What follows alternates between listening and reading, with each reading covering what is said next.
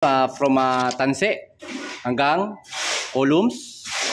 Ang sukat nito ay 51.6, 51.7 something. So dito sa kabila, sukatin natin yung ating columns kung ilan to. Okay? So ito ay 51.7 din. So almost wala siya halos diferensya, no?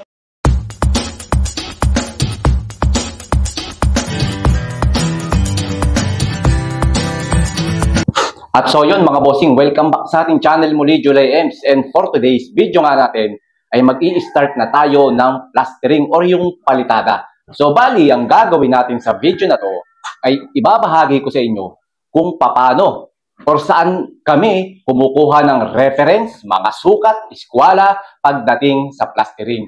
So dahil kapag ganitong mga finishing na, ay hindi ko basta-basta pinagtitiwala ang layout ng palitada sa mga mason lang. Although marunong yung mga mason natin na magpalitada, mag-finish, still, ako at ang foreman ko ang nagle-layout ng plastering. Bakit? Dahil kami at ang aking foreman ang nag-layout ng structural. From foundation hanggang sa pagtatayo ng mga poste, kami, ako at si foreman ang nakakaalam ng layout. So kaya naman, pagdating sa palitada, ako at si foreman ang magbibigay pa din ng layout sa mga mason. So bali ngayon, maggagawa tayo ng mga guide, yung ating mga reference. Maglalagay ako ng tanse mamaya dun sa ating site para kahit wala ako sa site, ay merong reference na kukunan yung ating mga mason. Hindi sila basta magle-layout lang kung saan-saan at kung ano-ano. Okay mga bossing? So dahil ang palitada mga bossing ay napaka-importante. Dito nakasalalay yung magiging output ng mga finishing natin. Especially, kapag sumablay ang palitada, damay lahat. From tiles, ceiling works, hanggang sa cabinet, at kung ano-ano pa mga bossing. So, kaya naman talagang pagdating sa plastering talaga, ito yung hindi ko pinapabayaan. So, tara mga bossing. At samahan nyo ko na kung paano tayo maglalagay ng reference, eskwala, sukat dito sa ating plastering. At eto na nga mga bossing, so bali inihanda na natin yung laser level na gagamitin natin para sa pag-iiskwala ng ating mga plastering. So yan, kita nyo, meron tayong tripod and then dalawang laser level. So para masigurado natin na talagang hindi magkakamali or magkaroon man ng mistake yung plastering natin is minimal lamang mga bossing dahil walang perfect. So bali ngayon, yung pinag-umpisa natin ng layout or yung kinuha natin ng reference ay itong mga columns natin, I-beam. Yan, di ba? Itong bahay na to, kita nyo, I-beam ang mga poste niya. So, nung tinayo yung mga I-beam na yan, yan yung nakatama sa eskwala. So, tandaan nyo palagi, kapag kukuha tayo ng layout ng palitada or kahit ano pa, laging sa poste tayo kukuha. Hindi tayo pwedeng kumuha sa wall. Bakit? Kasi yung mga wall, sumusunod lang yan palagi sa poste. So kapag kumuha tayo ng layout natin sa wall at nag-iba yan, so magkakaroon ng diferensya. So kaya tandaan nyo palagi. Kaya kami dito, pag nagko-construct kami ng bahay, yung columns namin, yung poste, ay structural pa lang. Talagang nakatama na agad yan sa eskwala, sa hulog, nang sa ganon. Pagkuha namin ng reference or ng sukat or ng eskwala dyan sa mga columns namin, hindi kami magkakaroon ng problema. So, gaya ng sabi ko, magkaroon man ng diferensya yan is minimal. So, kinakailangan, ang diferensya ng eskwala natin ay hindi lalampas or hindi aabot sa inch or sa inches. Kinakailangan, kung maaari, maximum na diferensya ng eskwala ng bahay natin, about 5 mm to 1 cm, okay pa yon. Pero kapag yan ay umangat na, umabot na ng 1 inch, 2 inches, 3 inches, pataas, ayun, baldado na tayo mga boss doon. So, malaking problema. Ayan. So, bali ngayon, kaya nasabi ko, kumuha tayo ng sukat sa poste. Papunta doon, and then, binatakan natin ng tanse. Pagkatapos, iniskwala natin siya gamit yung ating laser level para makakuha tayo ng accurate na eskwala. And then, pag nakuha na natin yung eskwala, lalagyan naman ulit natin ng markings na pako. Papunta doon. At pagkatapos naman, ito namang linya na to, itong nakikita nyo, kita ba sa camera? Visible ba yan? Yung linya ng ating ilaw ng laser, dito naman tayo kukuha ng eskwala, papasok sa ating mga kwarto, CR, hallway, etc. So para yung reference na kinukuhanan ng eskwela natin ay isa lamang. And then kung magkakaroon man ng diferensya yan, mga bossing, ay kailangan dinidiskartehan din natin yan.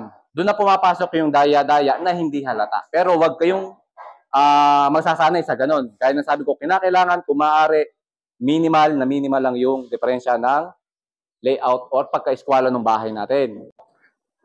Ayan, so yan mga bossing. So ito naman yung ating layout na pinatakbo naman doon sa loob ng mga kwarto. So bali yan yung mamaya, babatakan natin ng tansiyan, talagyan natin ng nylon.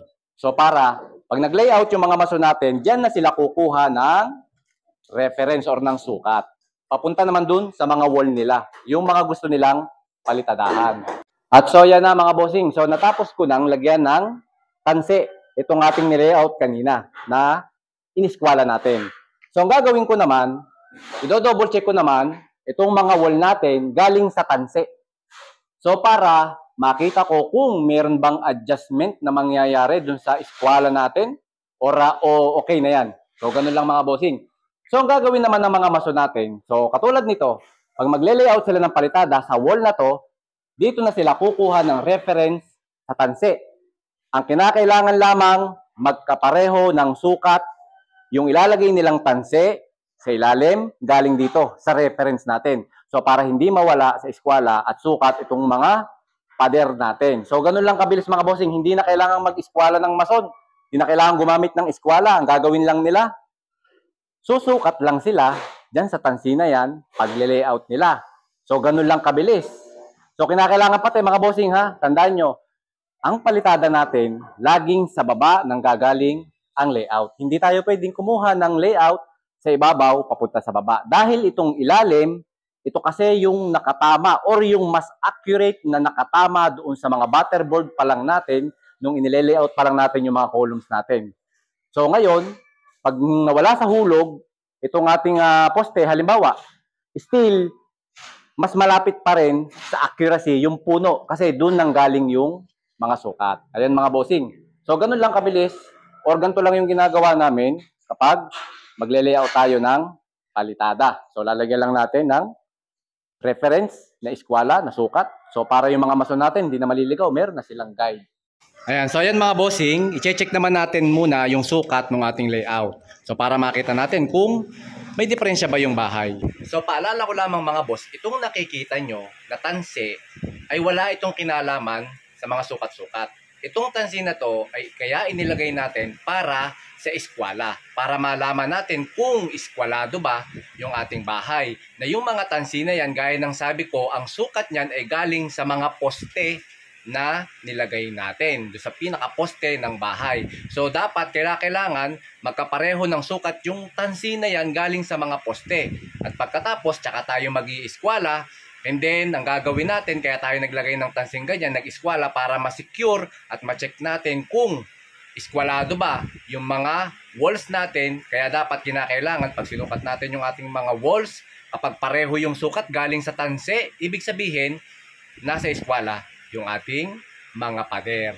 So ito, unahin natin to. Ito, dahil columns to columns, sukatin natin from tanse hanggang columns. Ang sukat nito ay 51.6, 51.7 something. So dito sa kabila, sukatin natin yung ating columns kung ilan to. Okay? So ito ay 51.7 din. So almost wala siya halos diferensya, no? Almost 1 mm nga lang eh. So dito naman, ang i-check naman natin dito sa mga wall ay dowel. Bakit? Kasi yung dowel kasi ang naka-layout sa eskwela, hindi yung panel. Yung panel, susunod lang yan dun sa dowel na inabang natin. So yan, kaya dapat pag mag-aabang kayo ng mga dowel na ganito, automatic, nasa position na, saktong location. So para walang problema. Sukatin natin yung ating dowel. From dowel to tanse, ang sukat nito ay 51.4. And then dito naman, sa kabilang dulo, yan, sukatin natin. Maganda yung pinapakita ko sa inyo, yung sukat, para nakikita ninyo yung accuracy. Ayan. So, dito naman sa kabila, 51.5. So, 1 mm ulit yung naging diferensya. Kita nyo, di ba? Minimal lang yung nagiging diferensya. Then dito naman, sukatin naman natin tong wall na to.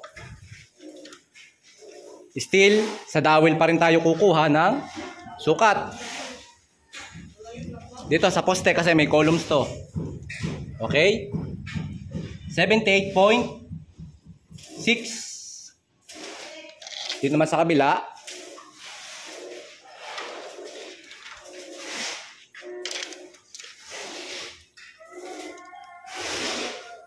Okay, tumbok natin. 78.6 din. Ayan, yung ating sukat, 78.6. So, parehas. Then dito, so, dowel pa rin. Tumbok natin sa dowel. Nadudumihan yung ating metro, bagong-bago pa naman. 22.8. Sa dowel ulit. 22.8 pa rin. Ayan. So, still, accurate. Diba? So, ganun mga bossing, kita nyo, ang sarap magtrabaho talaga kapag accurate at nasa ayos yung ating mga ginagawang bahay. So, ganyan kami nagko-construct ng mga bahay, mga bossing. So, dito sa July Ems, hindi man kami magaling, ang importante, maayos kaming gumawa. So, alam nyo, sa structural pa lang kasi, ito, pagdating sa mga poste, kinakailangan accurate na, nasa ayos. And then, yung mga wall naman natin, kinakailangan ay nasa linyada palagi. So, hindi natin siya pwedeng, yung iba kasi magrarason na, o pwede naman nga, may palitada naman. So, ganun eh. So, pangit yung nagiging rason na ganun. So, kinakailangan, roughing pa lang. Dapat, nasa ayos na. Nang sa ganun, pagdating sa mga finishing, hindi tayo namomroblema na hahabol ulit ng kada finishing. Laging yun na magiging couture natin. May palitada pa naman, may skim coat pa naman, may pintura pa naman. So bakit pa natin kailangan mga tuwiran ng ganun kung pwede naman at kaya naman natin gumawa, mag-construct ng bahay na maayos. So yun, sa muli mga bossing, July Ems. Yun mga bossing, so kung nagustuhan nyo yung mga video or yung video na ginawa natin, so ano pang ginagawa mo, subscribe mo na si July Ems, and then pwede mong i-follow yung ating Facebook page para sa iba't ibang kaalaman about sa construction.